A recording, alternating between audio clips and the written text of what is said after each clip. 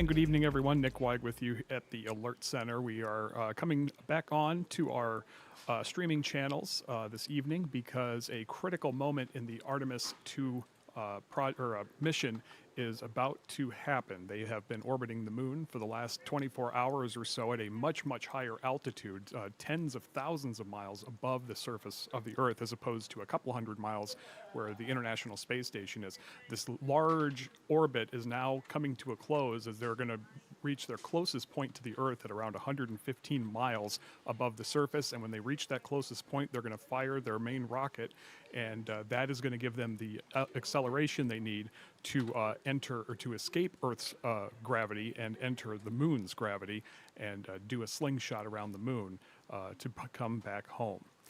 So that is what we're standing by for. The go was given about a half hour ago for what's known as the Trans-Lunar Injection, or TLI.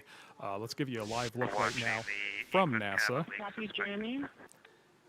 And there you see the mission control in the lower right portion of your screen. And the left portion of your screen, we're getting some sporadic images from the Orion capsule. Some of these cameras are actually installed on the solar panels that extend out from the capsule housing the 4 astronauts, and they are getting preparations underway to make this burn once they reach their closest point to the Earth, which will be about 115 miles above the surface. So we continue to stand by for that now. I believe we're still about 15 to 20 minutes away from that burn. There you see Mission Control in Houston as they are preparing for that burn. The astronauts going through their checklists. This is an all-or-nothing burn, Trans-Lunar Injection. Once they fire this rocket and they reach the velocity needed, there is no coming back to Earth. The only way back is to go around the moon and slingshot back to the Earth. They cannot turn around and fire their rocket to come back. They've got to go all the way around the moon, and that's going to take about 4 days to get to the moon, and then another 3 or 4 days to get back to the Earth. So this is a 9-day trip that they're taking around the moon and back before splashdown. So if this burn does go off, they are committed to going around the moon, and they are prepared for that. Obviously, they have plenty of supplies and resources that they need. In fact, they actually have, if they were to lose pressurization, they have enough oxygen to stay in their spacesuits for the duration of the mission. So obviously, backups upon backups upon backups, but this is that critical burn that is going to send them on their way. And then essentially, the laws of physics, Sir Isaac Newton will be put in the driver's seat for the rest of this. There will be correction burns along the way, but this, of course, is that critical moment. For more on this moment and what it means for the mission, we have more now from Brian Abel. We circled it completely, and we forgot how beautiful it is to look down on Earth. What a view for the 4-astronaut crew of NASA's Artemis II. 4. Safely into space after a successful launch of its historic mission. And liftoff. The crew of Artemis II now bound for the moon. Before they get to their lunar destination, though, a series of maneuvering tests of their chariot, the Orion spacecraft. Then, a decision point this evening to boldly go where no one has gone before or not. That puts us outbound to the moon. That's a real big commit point. If they do choose to continue, the roughly 6-minute Trans-Lunar Injection burn will increase Orion's velocity by about 900 miles per hour, propelling the capsule out of Earth's orbit toward the moon. Then slingshotting it around our closest universal neighbor, where the crew will be in a space league of their own. They're going much farther than the other crews have before. So this is really uncharted territory. It's really important because we've never been to that part. So you don't want to go somewhere you've never been. You don't know what the craters are like. So it's basically charting your way before you actually want to get there and land. The mission testing our capacity for deeper exploration while inspiring a whole new generation. I can't wait to see what this generation, the Artemis generation, drives from it. In Washington, Brian Abel reporting. Of course, like the Apollo missions before it and the space shuttle missions, there are thousands upon thousands of people across the country that have played a role in this mission. One of those is Alex Brewer, who graduated from Abraham Lincoln High School over in Council Bluffs. He became an engineer at Kennedy Space Center, and yesterday, as Sydney Babb shows us, he watched 6 years of hard work successfully leave the launch pad in front of a global audience. 4, 3, 2, 1. Booster ignition. It's quiet at first. The first 40 seconds are dead quiet because the sound hasn't reached you. So you're sitting there, it's like you can see it going up into the sky, but nothing, you can't hear anything. And then the rumble hits you and you're like, it shakes you to your core. And it's a incredible experience with the solid rocket booster. This is what Alex Brewer remembers watching Artemis II launch on Wednesday. But he wasn't just watching as a spectator, he helped build it. The software that I work on monitors where these leaks could be coming from and monitoring their concentration. And if these things were not monitored, there could be serious accidents. There could be loss of the vehicle or loss of people working out there. This makes his role critical for the safety and success of the vehicle's launch. But Alex's road to Cape Canaveral started a bit smaller. 3, 2, 1. Right here at Abraham Lincoln High School in Council Bluffs. I remember that Alex was very determined. He would take a problem and he would dive in head first. Ryan Higgins was Alex's engineering and robotics teacher, something that Alex said got him on the engineering career path when he graduated. He was a great teacher for all of that, and he was super passionate in keeping everybody involved and wanting to keep learning. We've had a pretty successful robotics program here, and he was one of the first to really be great. Mr. Higgins teaching hundreds of students an important lesson over his 25 years of teaching. We have a saying around here, you fail often to succeed sooner. So you want to embrace failure, right? You want to try and try and try and try, and he really embodied that. A saying that's followed him through his career now, where Alex says a million things can go wrong, and they work to make everything go right. You take a step back and realize the thousands and thousands of people who have touched every single part of this vehicle. I got a little emotional, but I was also in awe that we were sending astronauts back to the moon, and this is the beginning of a new generation of continuing with it. That new generation includes talent from right here at home. That was Ashley Babb reporting. Or Sydney Babb reporting, excuse me. Alex has also worked on Artemis I, and he said that they've been hard at work on Artemis III for more than a year already, which is scheduled to take off next year. He told Sydney he's most excited to see the photos that they get back from this mission and for the splashdown, which will signal the safe return of the 4 astronauts on board. Let's take you back out live and we are now standing to by for Orion to maneuver into NASA television here, and let's listen into.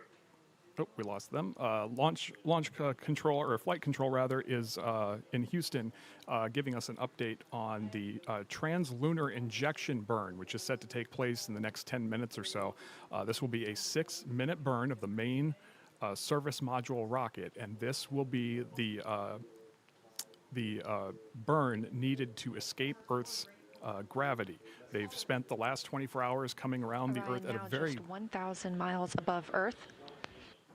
There you hear 1,000 miles above the Earth right now. It will get as close as 115 miles from the Earth after being out tens of thousands of miles, now gaining momentum as it's closely flying by the Earth, kind of falling towards it. And then they're going to fire that rocket for additional momentum, and that will be enough to slingshot them off into the moon's orbit in the next few days. Beyond the moon and commit us to a splashdown in the Pacific Ocean on flight day 10. And that's what we were talking about earlier. Once this burn takes place, there is no turning back. They cannot just turn the rocket around and come back to Earth. Once they commit to this, the only way back home is the free return trajectory by going around the moon and building up speed and coming back home. That craft will be moving tens of thousands of miles per hour when it hits the Earth's atmosphere on day 10 for splashdown. In fact, once it reaches Earth's atmosphere, it'll be moving at about 7 miles per second. This will be one of the fastest re-entry speeds that they've ever done. They did test out the heat shield with this procedure with Artemis I, and although there were some burn marks that they didn't anticipate, the heat shield was a success, and they did safely return that unmanned capsule back to Earth. Now, this is a crewed capsule for astronauts on board the Orion spacecraft as they are about to conduct the Trans-Lunar Injection. This will commit them to heading around the moon over the next few days, and then circling around the moon and building up more momentum excuse me, to get back home. There will be another burn as they're coming around the moon and reaching their closest point to the moon. And there will be correction burns. Quiet here over the in next Artemis several... Mission Control at Johnson Space Center in Houston, Texas, as we approach the Trans-Lunar Injection burn.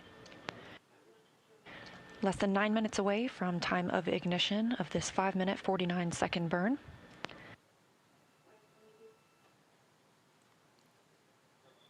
There you hear, we are less than 9 minutes away from the Trans-Lunar Injection burn.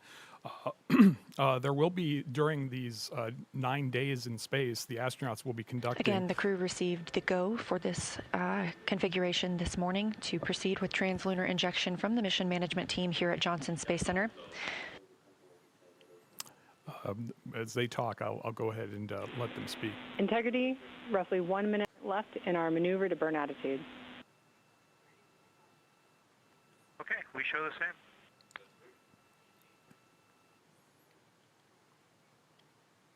And there you hear the capsule, which is named Integrity. Astronauts letting... Orion now 650 miles away from Earth and continuing to be maneuvered to its burn attitude, or its proper positioning for that Trans-Lunar Injection burn.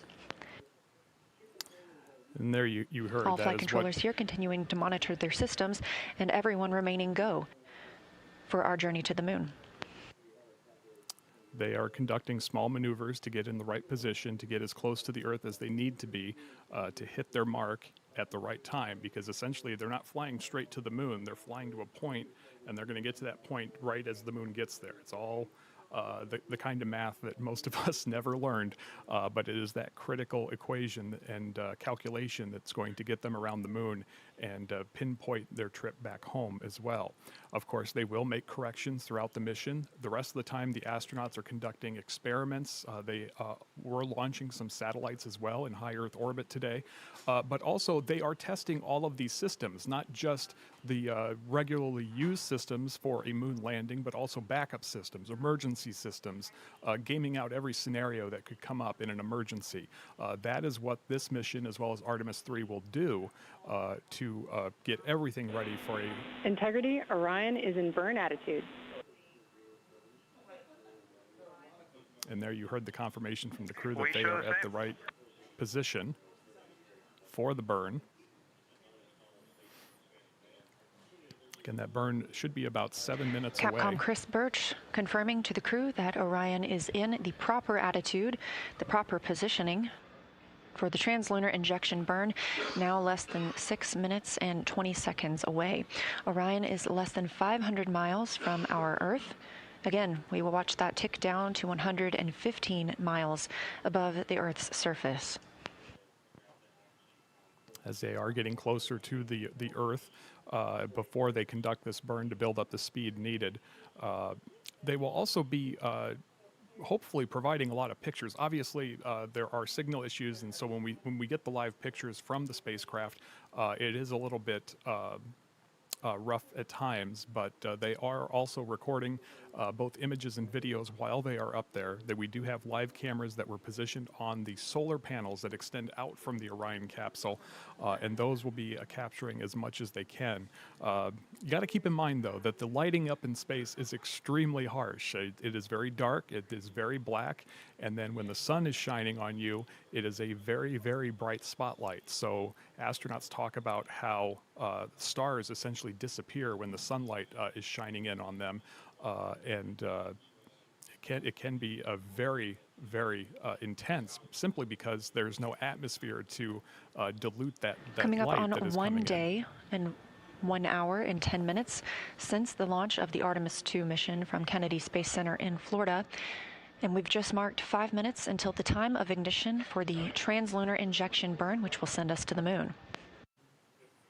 There you see the Our crew, mission. Commander Reed Wiseman, Pilot Victor Glover, Mission Specialist Christina Cook, and Mission Specialist Jeremy Hansen are all aboard the spacecraft, which is properly configured for the burn. This commits us to leaving Earth orbit and moving beyond the moon It also is our deorbit burn and commits us to coming home, splashing down in the Pacific Ocean on flight day 10.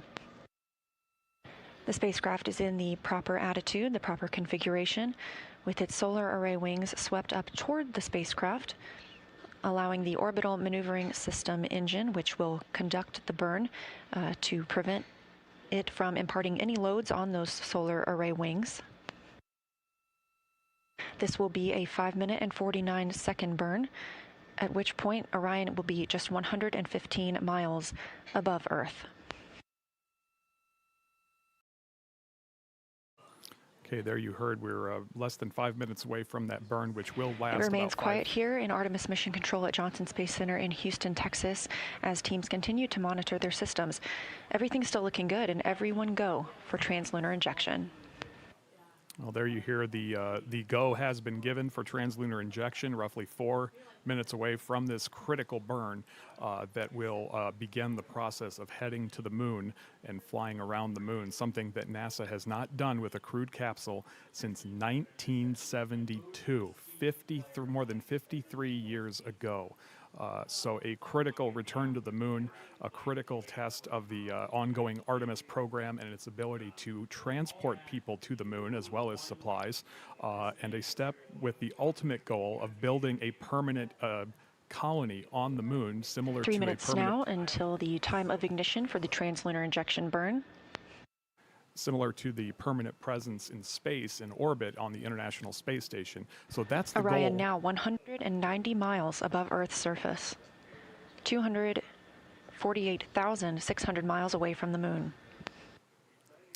So that is the ultimate goal of Artemis, is to create that permanent residence on the moon for research and other matters.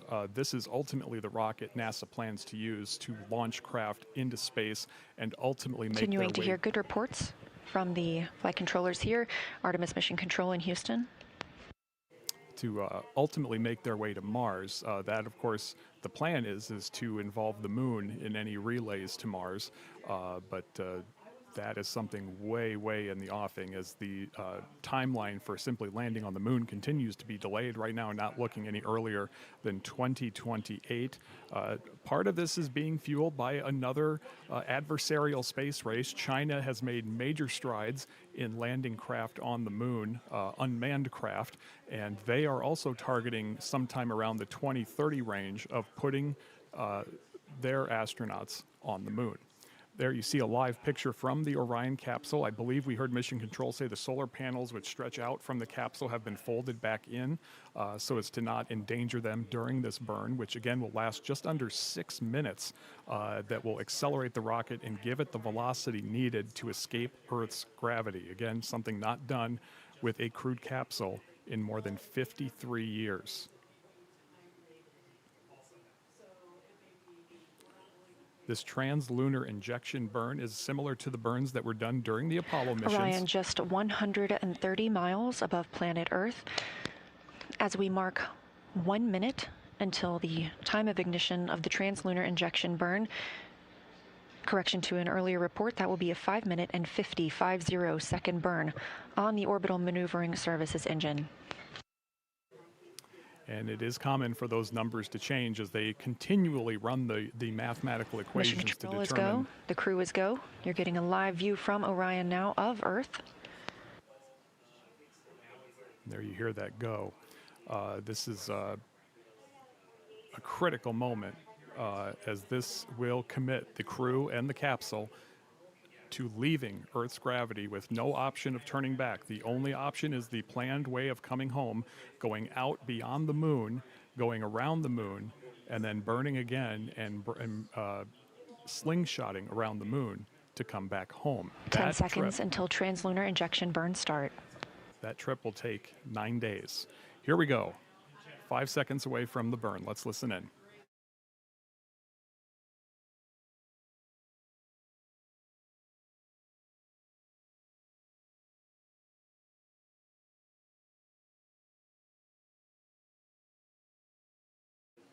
Okay, we presume the burn has begun. Integrity, good engine, good control. There's confirmation. Sure the same. Feels great up here. At MET, mission elapsed time of 1 day, 1 hour, and 14 minutes into the Artemis II mission. As Orion was flying 115 statute miles above Earth and 247,600 miles away from the moon, we have the start of the Trans-Lunar Injection burn that will send the crew around the moon, the first humans to do so in over 50 years. And there you heard, obviously the signal is going to go in and out, as you see there, during this burn.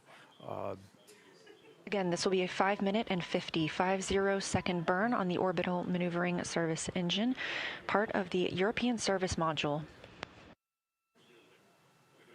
There you heard there, the European Space Agency responsible for Continuing to hear good calls here from Prop in Artemis Mission Control in Houston, Texas. Integrity looking good. The European Space Agency building the service module for Orion. There you heard Commander Reed Weissman confirming that report that everything looks good as they are about a minute into this 5-minute and 55-second burn. Occasionally we're able to get pictures, but they are now moving away from the Earth, building velocity, and enough velocity that they will be able Velocity to of the spacecraft ticking up, now over 23,900 miles per hour. So almost 24,000 miles per hour they're now traveling. Put that in perspective. I believe the space station and the space shuttle in orbit generally moved at about 17,000 miles per hour. So well over that mark already, and 2 still minutes gaining into this speeds. 5-minute and 50-second burn. So a little less than 4 minutes left to go Continuing on to this get burn. good calls here in Mission Control Houston from all flight controllers. Integrity, we copy the enabled caution, no crew action. Okay, there was a caution light that went off, and Mission Control confirming that it is not an issue. It The will crew not did stop the receive burn. a caution on their screen and have no action at this time. We continue to burn the Trans-Lunar Injection burn. NASA uses a caution and warning system. Cautions are basically alerts, kind of like a weather watch in a way, not a dire situation. Warnings are more severe and could lead to the astronauts having to take immediate action to rectify whatever that situation is. So, Integrity, similar caution, no crew action. there you hear more cautions going off, but no concern yet. This is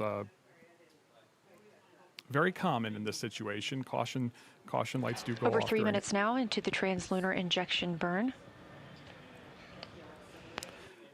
So those caution lights just alerting to potential These live irregularities. views coming from Orion as it looks back on Earth, leaving high Earth orbit and beginning its journey to the moon. We are now 230 miles above Earth, 246,500 miles away from the moon. There you hear the distance call-outs right now as they are continuing to gain velocity. Now, after the burn, they will actually begin Again, this losing... burn started on time. MET, mission elapsed time, 1 day, 1 hour, and 14 minutes. We are targeting a 5-minute and 50-second burn. We've just hit the 4-minute mark into the burn. Quiet here in Mission Control Houston as flight controllers continue monitoring all systems. Everything looking good. There you hear everything still go despite those cautions. Now, once the burn is over, they are still in Earth's gravity, and so they will continue to lose velocity for probably a couple of days. Once they cross over from the Earth's gravity to the moon's gravity, then they'll see their velocity increase again as they're being pulled in towards the moon.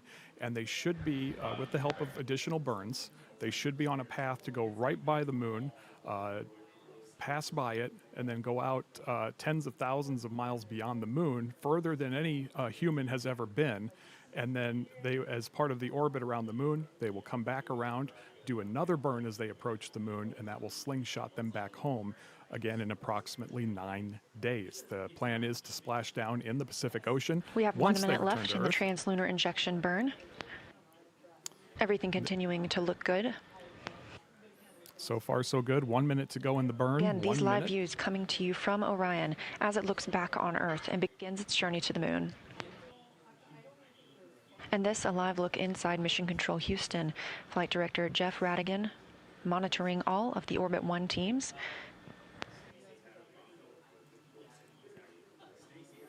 NASA Administrator Jared Isaacman has also joined us in the room to monitor the Trans-Lunar Injection burn.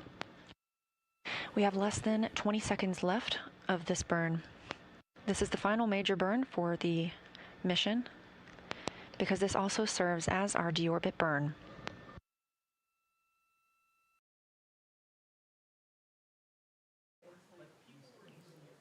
And we are approaching the end of that burn here, so we will shortly hear a call out that that burn is complete. We'll stand by for that right now.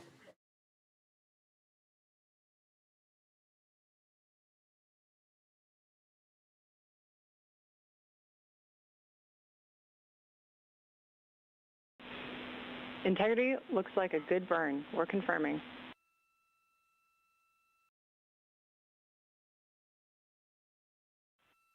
Integrity copies. Confirmation from teams here on the ground to the Artemis II crew aboard Orion. We have Trans-Lunar Injection burn cutoff and early reports that it was a very good burn. And there you have it. The burn has been completed. It appears to be a success. Any changes that need to be made will be done by Orion now 520 miles away from Earth. Just 5 minutes ago, we were only 115 miles above Earth's surface. That distance will continue to increase as we are now on a trajectory to fly around the moon for the first time in over 50 years. So there you hear the news. They are on their way. There is no turning back now. They have built up enough momentum to escape Earth's gravity, enter the moon's gravity, do a single orbit, and return home. This is the major burn that is responsible for it all. There will be minor course corrections over the next several days as needed, as well as additional maneuvers to test out various systems, and another much smaller burn as they come around the moon in order to return home. Again, this will be a excuse me, a 4-day journey out to the moon and 4 days back from the moon. Live views from the Orion spacecraft as it looks back on Earth following completion of the Trans-Lunar Injection burn, the burn that commits us to flying around the moon. It also commits us to a return to our home planet on Flight Day 10 and a splashdown in the Pacific Ocean. But for now, these views of Earth as Orion starts its journey. And there you have it. As you can see, the Earth already getting, by their standards, smaller in the window as they're not merely orbiting. They are leaving and gaining hundreds of miles of distance from the Earth just about every minute or two now because of that burn. Now, they will be slowly slowing down over the next couple of days, but they do have the velocity to break from Earth's gravity, and once they do that and they enter the moon's gravity in a couple of days or so, we will see their momentum begin to build back up for the moon.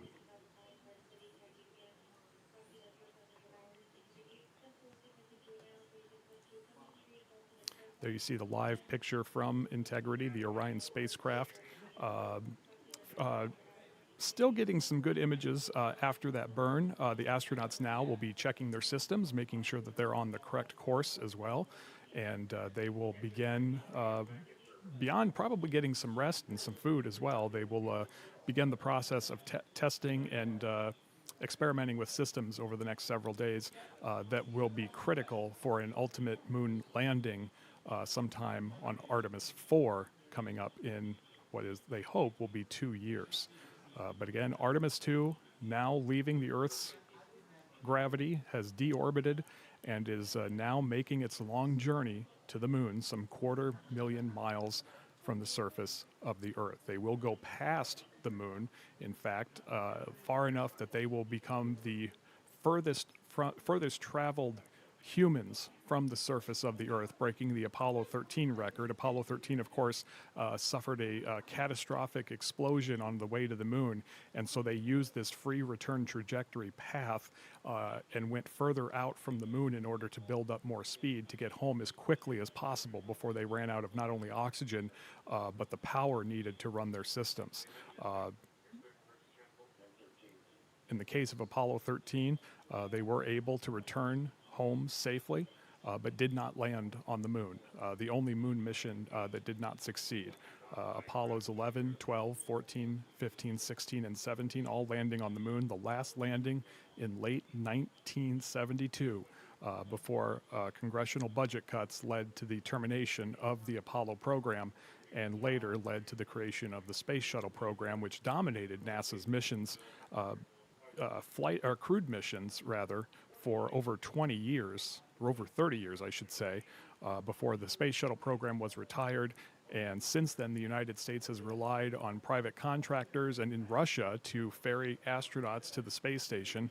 So for the first time since the Space Shuttle, a NASA-created rocket has launched humans not only into space, but is now sending them around the moon. We will continue to monitor the latest out of mission control, and we will go ahead and keep this feed up for you for a little bit and monitor what pictures we may get out of the Orion spacecraft. But for now, this is Nick Weig at the Alert Center. Thank you for joining us.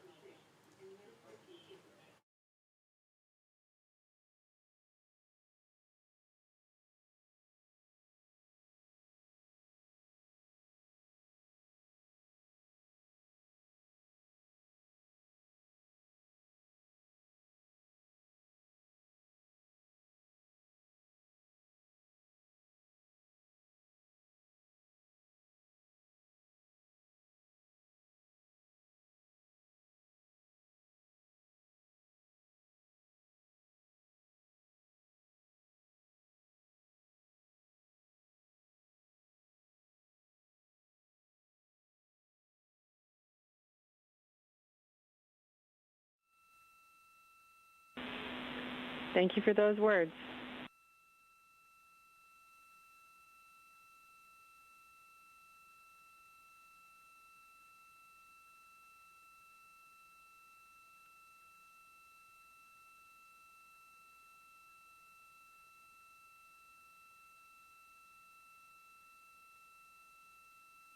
Poignant words coming down from Canadian Space Agency astronaut and mission specialist on Artemis II, Jeremy Hansen. It's his first time to space, and it's the first flight of a Canadian to the moon.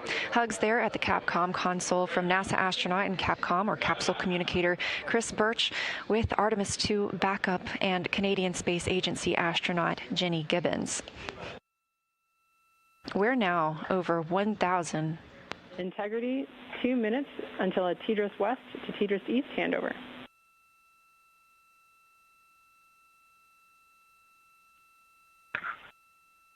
Integrity copies. Now over 1,500 miles away from our planet, that distance continuing to increase.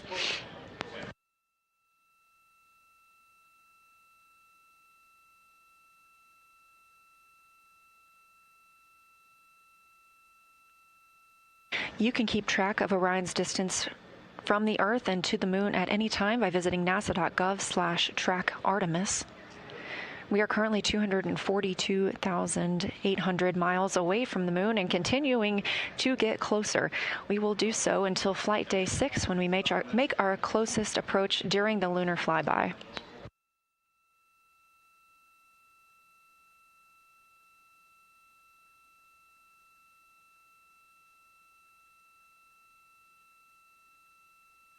This view coming from Artemis Mission Control in Houston, Texas, where the Orbit 1 flight control team is on console.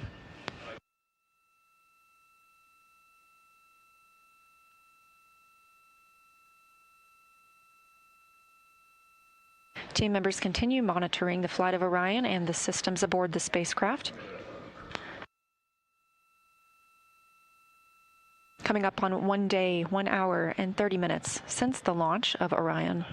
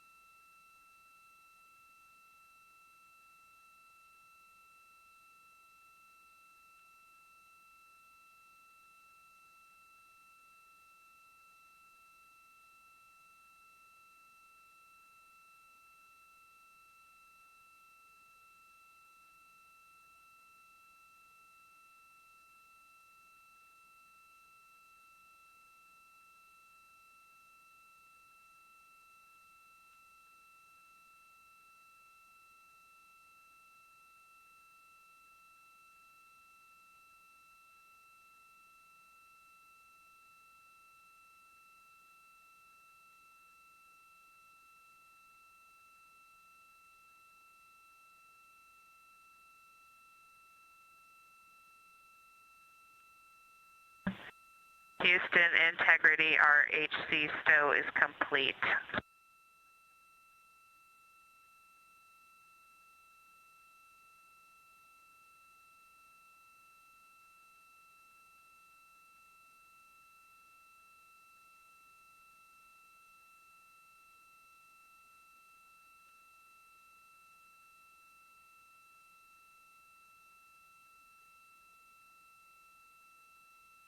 We recently heard a call that the Integrity, we copied. RHC stow is complete on Tidris East.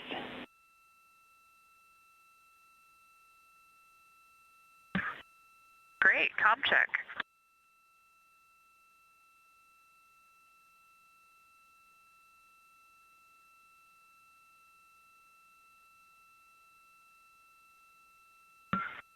Houston, integrity, we have lost DU2. It appears it may be power cycling with a DAC message of DU2 comm fail.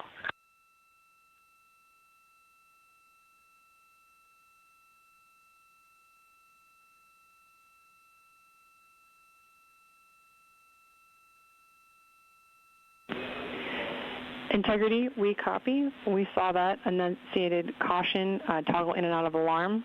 Your go to try and power it up.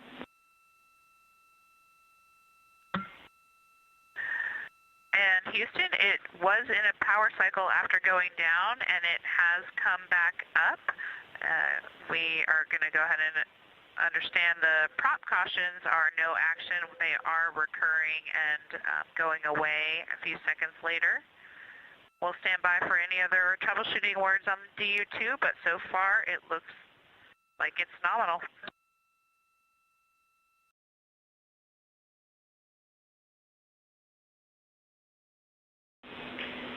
Thanks, Christina. Good news on DU2. No further actions for you on DU2 reconfig. We'll do any other backside stuff on the ground, and we are taking a look at that prop caution as well.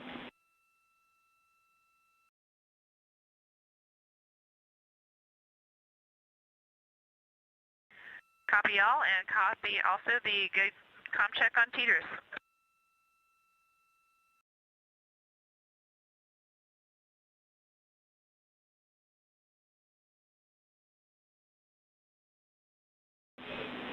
Yes, Christina, good comm check on Tidris East. And to let you know, we are complete with our post-burn reconfig.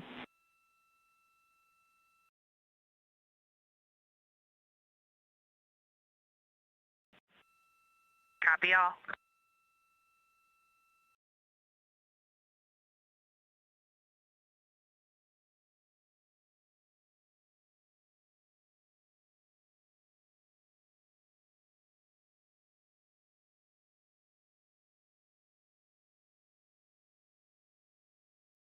A few different communications with the crew there coming from Capcom Chris Birch.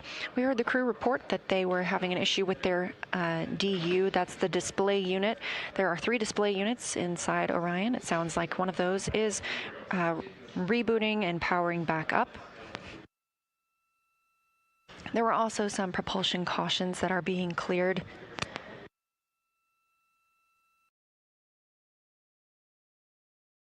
Additionally, we are still on the Tracking and Data Relay Satellite System, or TDRS, and have handed over to TDRS East, confirming that we had a good voice check on TDRS.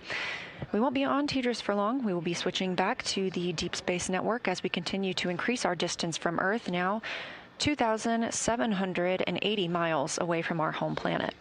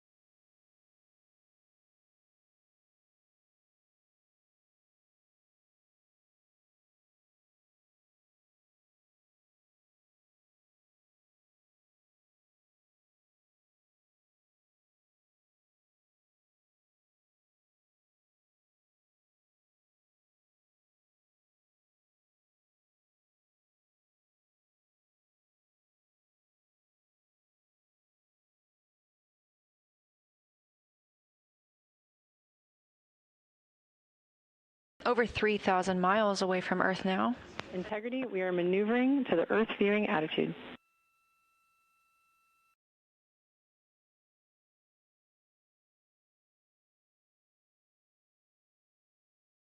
Copy, and thank you. Orion is now being maneuvered into an attitude to allow the crew to be able to see the Earth as they depart it. Again, we are rapidly leaving our home planet and growing closer to the moon, now 240,300 miles away from our lunar neighbor. In about 5 minutes, we will transition from the tracking data relay satellite system as our primary method to communicate with the crew over to the Deep Space Network. They'll remain on the Deep Space Network all the way around the moon and until they return to Earth.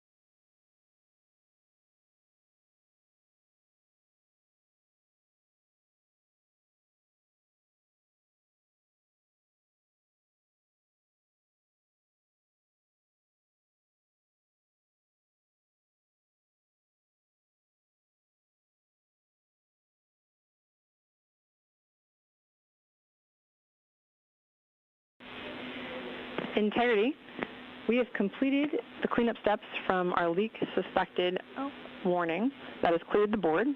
We've reset FITR, and so now we'll be able to detect any changes per our nominal config.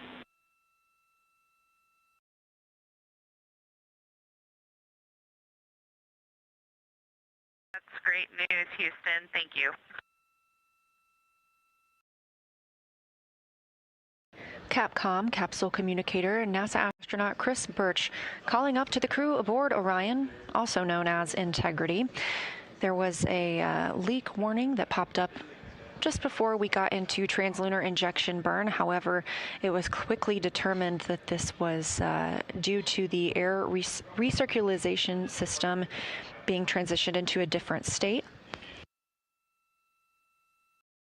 All teams remained go for Trans-Lunar Injection as we continued to get good readings inside the cabin, and that warning has since been cleared.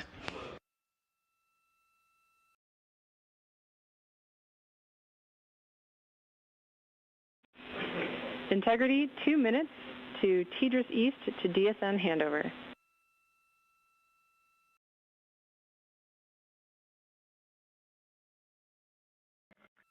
See you on the other side.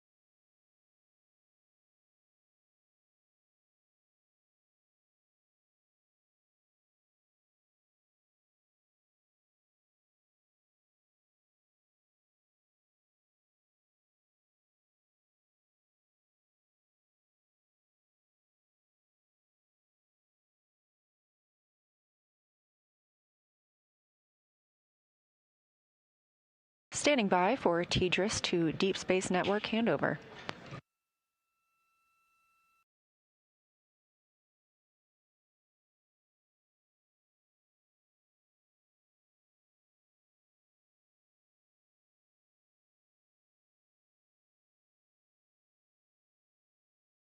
We're now handing over to the Deep Space Network and expect to hear some comm checks once the crew is on the other side.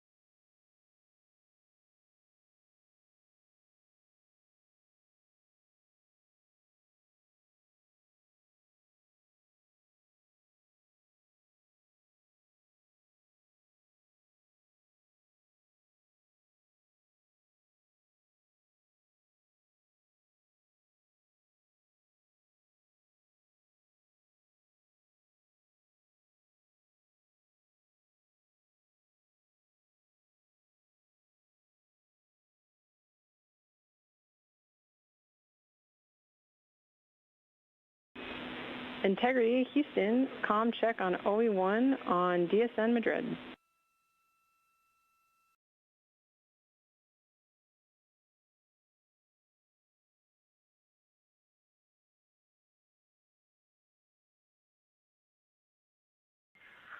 We have you loud and clear. Copy, we have you the same.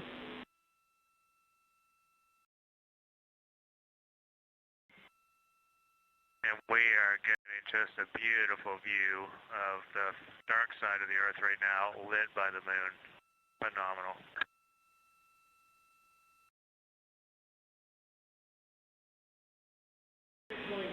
That sounds amazing. We hope you're taking some pictures for us.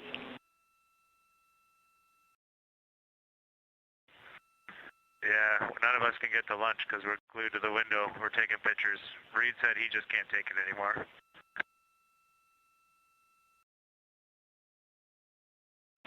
That tracks. Thanks, Integrity.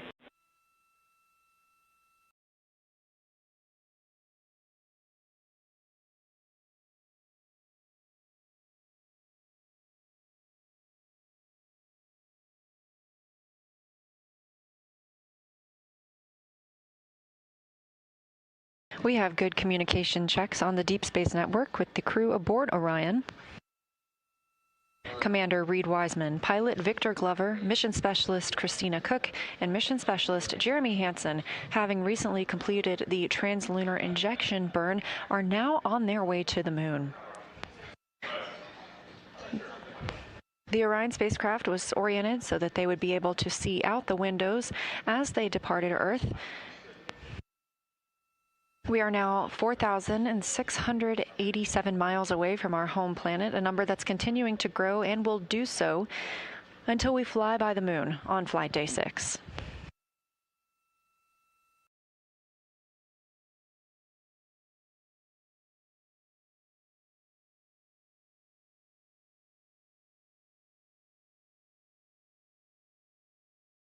The crew reports beautiful views of Earth as they fly by the dark side, as referred to by mission specialist Jeremy Hansen. They are taking photos that we will expect to see downlinked later on and look forward to sharing.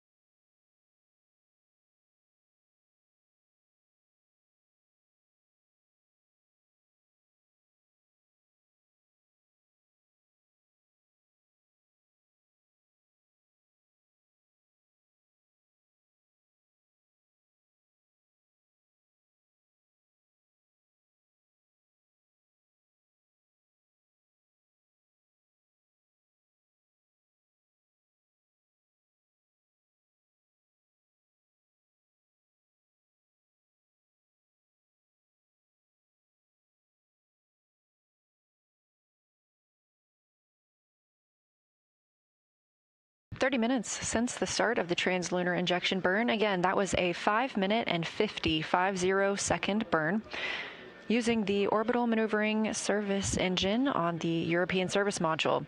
This was the burn that committed us to flying by the moon and returning home to Earth on flight day 10. We are now over 5,430 miles away from Earth. At the time of the burn, we were just 115 miles above our home planet. We're 237,000 miles from the moon. This view inside Mission Control Houston as teams continue to monitor the systems aboard Orion. Everything looking great after that Trans-Lunar Injection burn. Orion is also back on the Deep Space Network, which allows us to communicate with the crew as they travel farther away from our home planet. The crew is also in their timelined midday meal, but as we heard from mission specialist Jeremy Hansen, they are all glued to the windows, getting some views of Earth as they depart.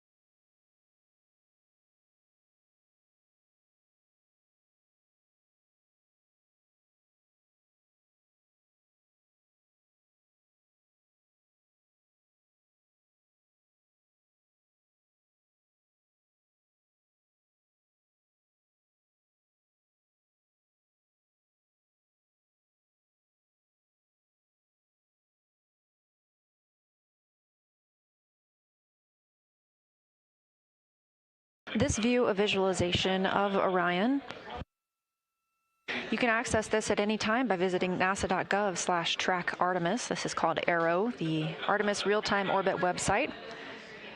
This is live throughout the mission and allows you to see just how far we are from Earth and close we are to the moon.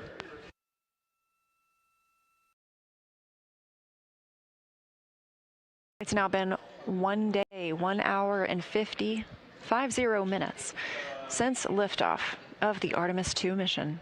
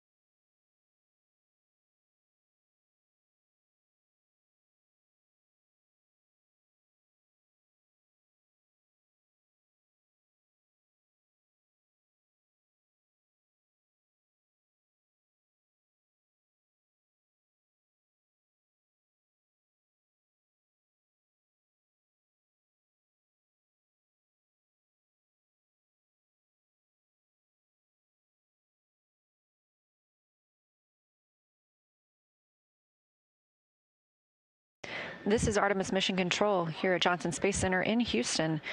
We are on our way to the moon after a successful trans-lunar injection burn.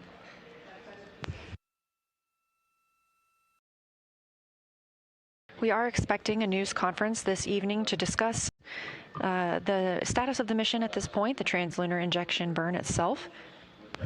That's slated to begin at 8:30 p.m. Eastern, 7:30 p.m. Central Time. It may get a bit of a delayed start. Integrity, for your information, the PCL pointer is set to slot 2 for post-TLI.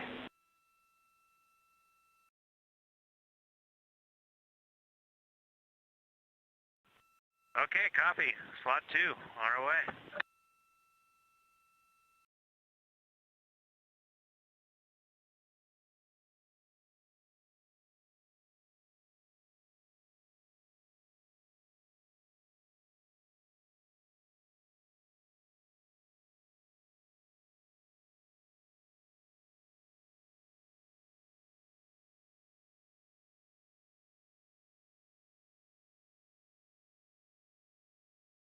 Again, as I was mentioning, we are expecting the news conference to start momentarily. If you're watching on YouTube, that news conference will air on this channel, and you don't need to go anywhere. We will have that available as soon as it begins. In the meantime, Orion continues to increase its distance from Earth, now approaching 7,000 miles away from the planet. We've also gotten much closer to the moon. Just about 15 minutes ago, we were 240,000 miles away from our lunar neighbor, and now we are approaching 235,000 miles away.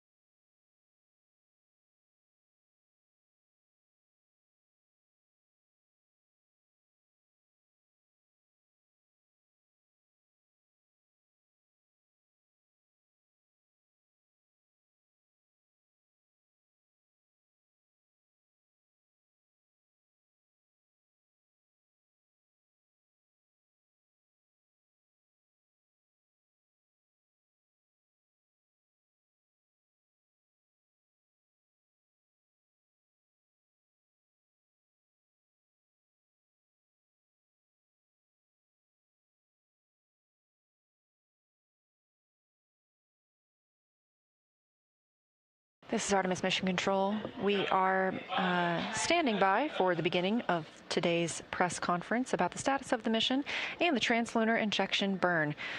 Completed that 5-minute and 50-second burn. Right on time, and put us in the proper position to fly by the moon on flight day 6 and return to Earth on flight day 10.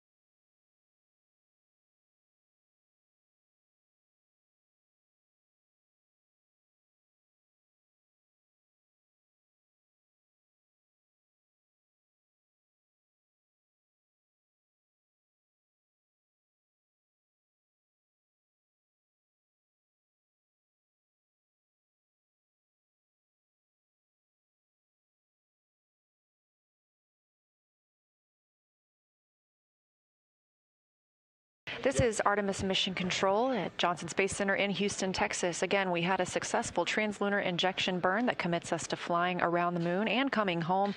Our crew of 4 aboard Orion in their midday meal. And here on Earth, we are standing by for the start of our news conference about the status of the mission. If you're watching on NASA's YouTube, you don't need to go anywhere.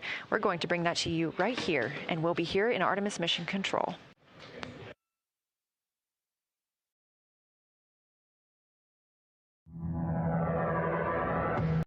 The Artemis II mission is a test mission of the Orion space capsule. Artemis II will be the first time we put humans on this rocket. We're going back to the moon because it's the next step in our journey to Mars. We were always going to the moon. Pushing ourselves to explore is just core to who we are. That's a part of being a human. And liftoff. We shall return. Continuing to test out every bit of Orion. Coming back to Earth, 7 miles a second. When humanity sets big goals, we can bring together genius from around the world. You have the best people on planet Earth putting this vehicle together. That's what's up. To innovate for the benefit of humanity and to inspire the world through discovery. And here we go.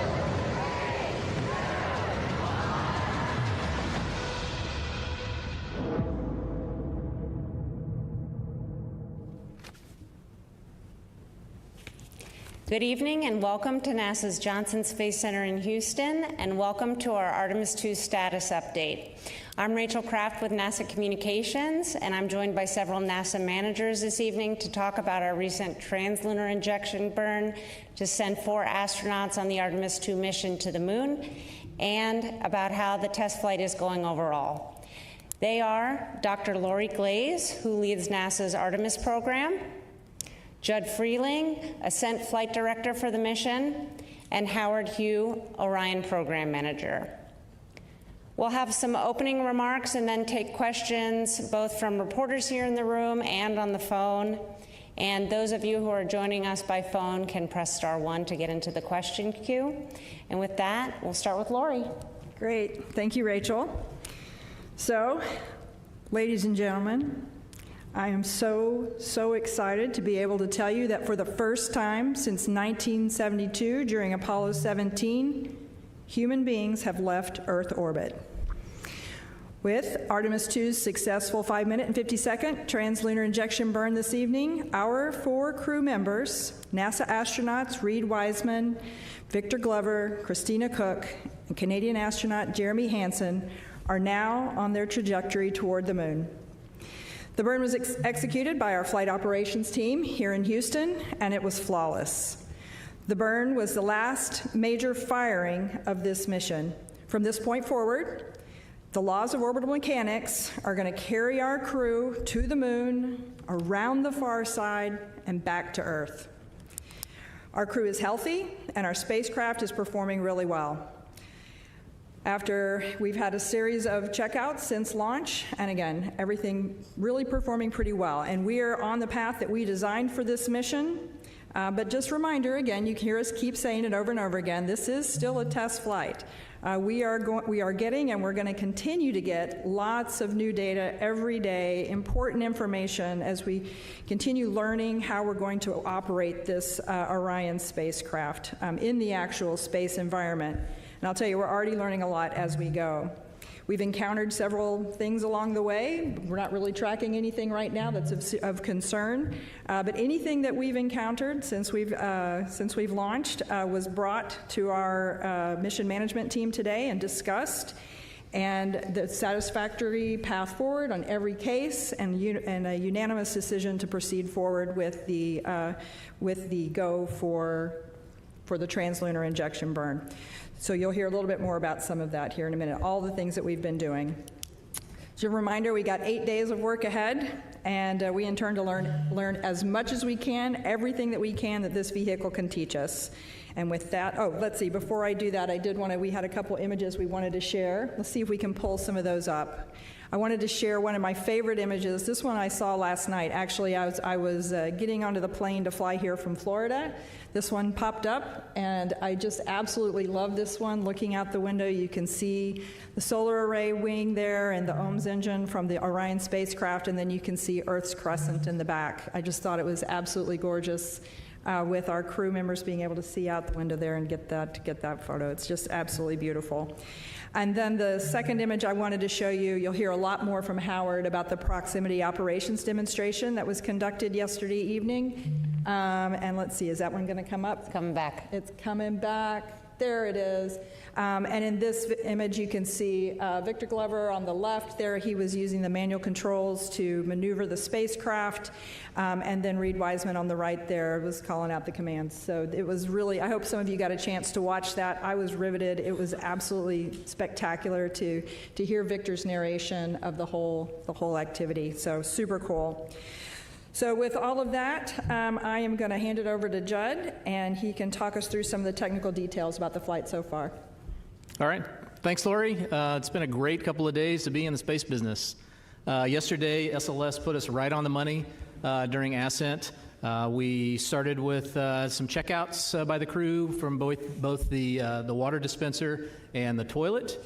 Those were successful. And ICPS then burned us with our perigee raise maneuver, got us in a stable orbit.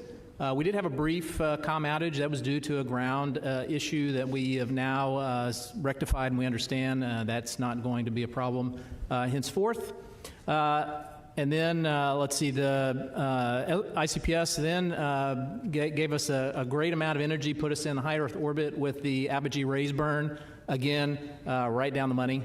So really happy with that burn. After that, as Lori mentioned, Victor did the ProxOps demonstration, gave us a lot of great feedback on how the vehicle responds in preparation for future rendezvous operations. So very valuable data. We also checked out all of the carbon dioxide scrubbers, all 3 beds successfully checked out, and CO2 is doing great in the vehicle. We did, once we were done with the ProxOps demonstration, the ICPS on its own did the automatic deploy of the 4 CubeSats, and then also ICPS did its disposal burn, and so that all went well. In the middle of the crew sleep, we also had them wake up and do the perigee raise burn, and that was 100% successful. Got us again back into a stable orbit, raised our perigee to about 100 nautical miles. So we're happy with that performance as well. This morning, the crew woke up. They had a conference with the flight control team and our lead flight director, Jeff Radigan. Went over some details of anything that they had, changes to the timeline, which were minimal. They did an exercise test of the flywheel. That was successful. Reed reported that it was exactly like training. His arms are really tired, and he got a great cardio workout. So we took some samples of what the carbon dioxide was while we were doing exercise, and that was all great as well. And of course, just a little under an hour ago, we did the Trans-Lunar Injection, which sets us up for the free return around the moon and also for splashdown in San Diego. So with that, I'll hand it over to Howard to give you some more details on the Orion.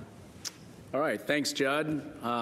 Really excited to be here. Wow, what a great 2 days, huh? I haven't slept, I don't think, very much over the last 24 hours, just following all the things that have happened for the Orion spaceship. We had a perfect ride uphill, got into orbit, spent a good day, just checking out systems.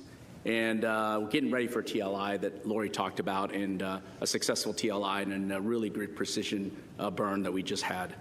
But I'll talk about the things that we accomplished yesterday. Yesterday, as you know, we did a proximity operations demonstration with a centerline camera and with a spacecraft. I call it test driving the car. It's been an awesome event for all the engineers and the team that's worked on it to hear Victor and Reed talk about our spaceship and the work that we put in. to put into this capability for manual flying. I would say that, first of all, we accomplished all the test objectives that we set out for this proximity operations. We have 2 precision tests, and I'll describe a little bit about what those were. But I'll send with a picture first to show you and describe. This is a very close-in picture, these 3 pictures. On the, I guess, upper left of the picture is our centerline docking target right in the middle. It's a standoff cross that you'll see. It's a 2-foot wide target. This is the target that we're going to use for future missions. So this is the exact flight configuration that we would use. So it was really important that we got that on the interim cryogenic propulsion stage. So we were able to get that on that stage, and what we do, as I describe it, is as we separate from the ICPS, we do a backflip, 5 degrees per second, and we back away all the way as far in this demonstration was about 400 feet. And that back away scenario, that allows us to have a good standoff understanding. We're pretty far away, not this picture, but I'll talk a little bit about where this is going. Then we start doing what I call course manual piloting.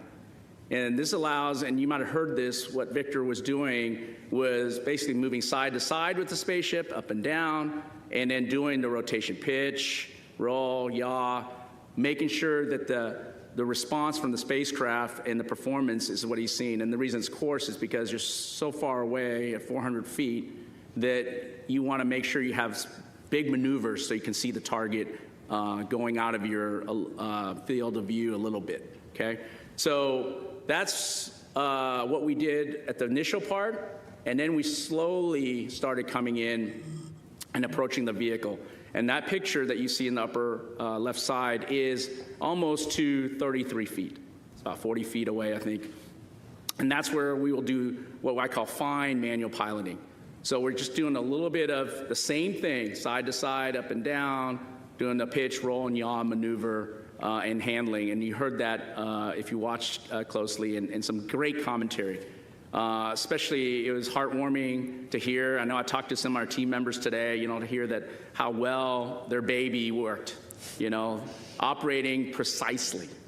That is exactly what we wanted to do, holding the attitude and being able to maneuver very well and described, I think, just very excitedly by Reed and both Reed and Reed and Victor. I think it's really a great a moment for all of us who had been working in this arena to get this demonstration off.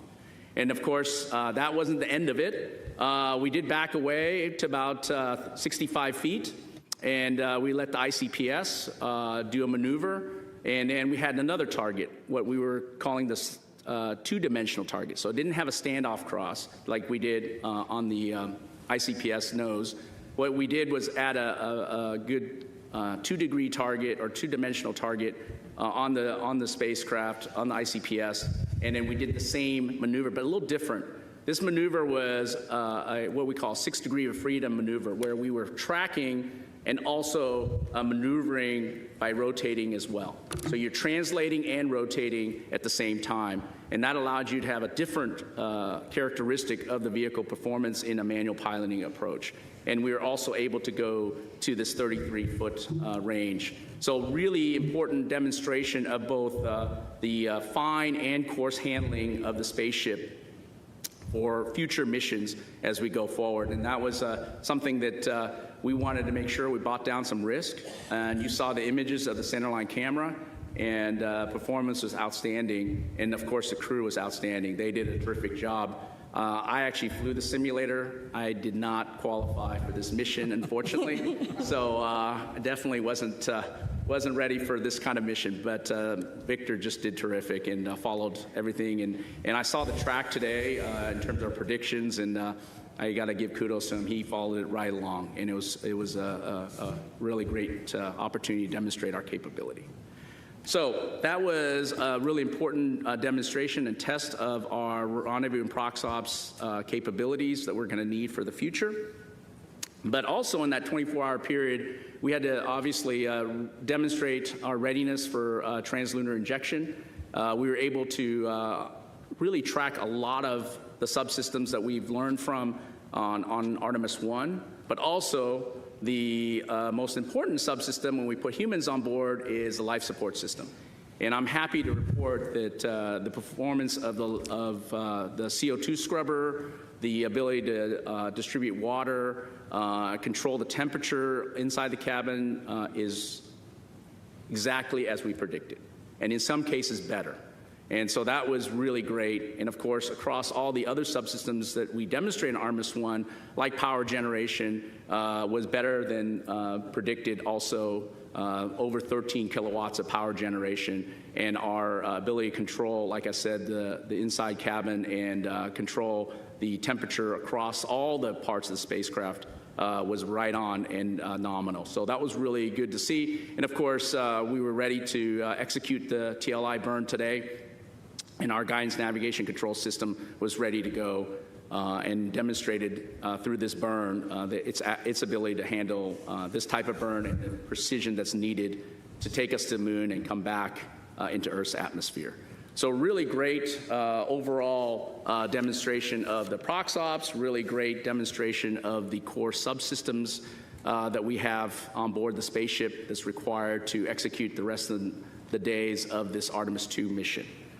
And finally, I would say that we had, I would say, really great opportunity to just understand our overall performance across all these subsystems and making sure that we're ready to commit the crew to a safe journey to the moon and back. And we demonstrated that over the last 24 hours.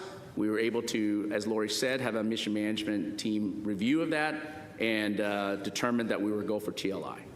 And I'm just really happy that we're headed to the moon. Thank you.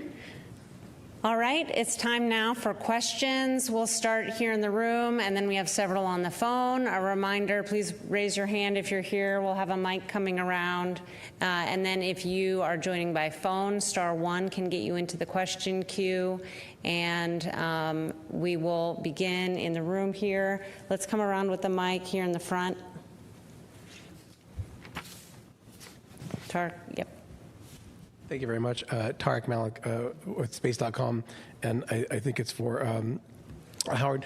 You know, the TLI seemed to go quite well, although I guess there were some reports of a couple of caution alarms that the crew reported, and then the mission control said, you know, it was not to worry about. And I'm just curious what those alarms were, or those caution lights were, and you know how they were, I guess, set aside so quickly. Thanks. Okay, I'll let Jed maybe give some highlights there.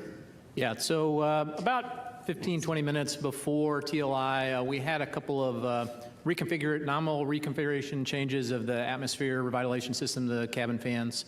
And when we were moding those to a different mode, the fan speed change caused the cabin sensors to dip below the caution limit for just a bit. And of course, that rang an alarm that was a suspected cabin leak. That was a false indication.